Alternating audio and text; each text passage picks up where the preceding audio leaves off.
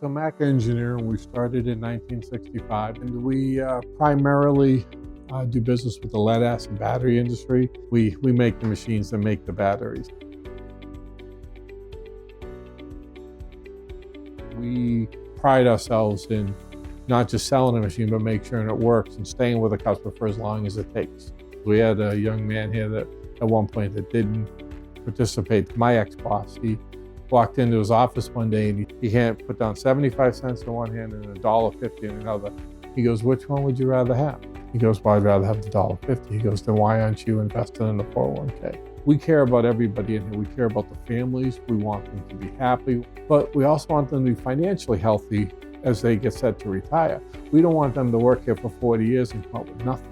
We've had a lot of people retire over the last 10 years, a lot. So we've obviously have a whole new staff. And I reached out to the FirstSource team and said, hey, I'd really like to try to educate these employees. When FirstSource came in, it was such a big difference. They jumped right on it, brought in several different people multiple times over a year. And that type of resource is not something you get very often, to have individual meetings and group meetings with the employees to explain what 401ks are all about.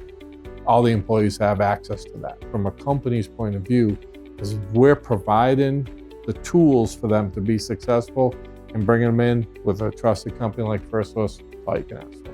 When you're 22, you might not think so much about it, but 30 years later, you'll be glad you did that. I think the best part is that we always have a one-on-one session. When FirstSource was in here doing our review, I did some one-on-one time, and me and my wife actually sat down, kind of went over what our plans are, what our goals are, and then also gave me some options on different ways we could go to achieve that, which I've been more involved in doing that now as I'm getting closer to that time. When I was younger, not so much.